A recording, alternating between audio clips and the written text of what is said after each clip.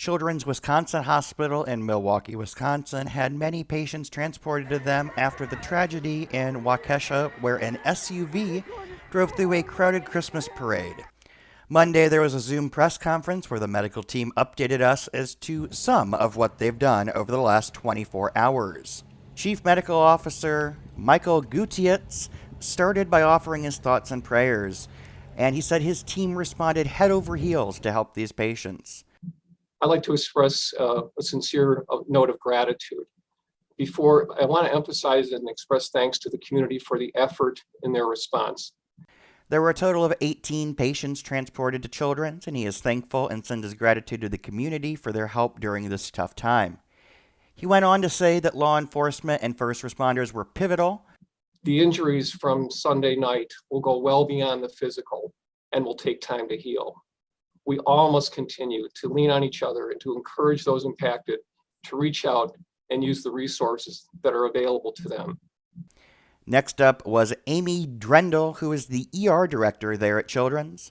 She said their large ER is uniquely equipped to handle the influx of patients, and they had trained over and over for this type of mass casualty. However, of course, like many, they hoped this would never happen to them. She stated that the first patient arrived around 5:30 p.m. last night, and the last one around midnight. The mass casualty protocol ran from 5:30 p.m. to 9 p.m.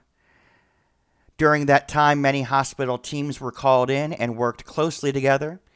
As stated before, 18 total patients ranging in ages from 3 to 6 were treated, including 3 sets of siblings.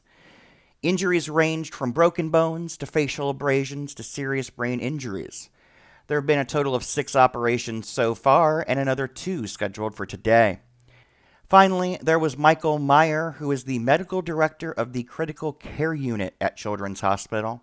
He is very thankful for the response that started on scene and for the treatment at other local hospitals triaging patients before they were transported to Children.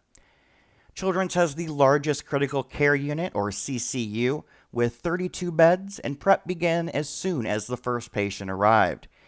18 total patients were admitted. 10 of those go into the CCU, 6 are in critical condition, 3 in serious, and the other 1 is in fair condition. There have been 2 discharged so far.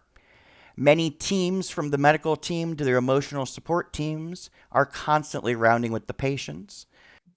And it is amazing to watch them and our medical care teams work as a single team to help our families and our children. An emotional support line has been set up and will open at noon Central Time on Monday. That number is 414-266-6500, and you can see that on your screen right now. Hospital officials said blood donations are still needed from community members, and community members would go to their normal donation sites for that. Some patients were conscious as they arrived and others were not. However, all family members have been notified, and there are many social workers involved. Most patients arrived at Children's Hospital by ambulance from nearby Menominee Falls Hospital. Dr. Gutietz ended by saying to use the resources available and is very thankful for the community and all those who attended the press conference.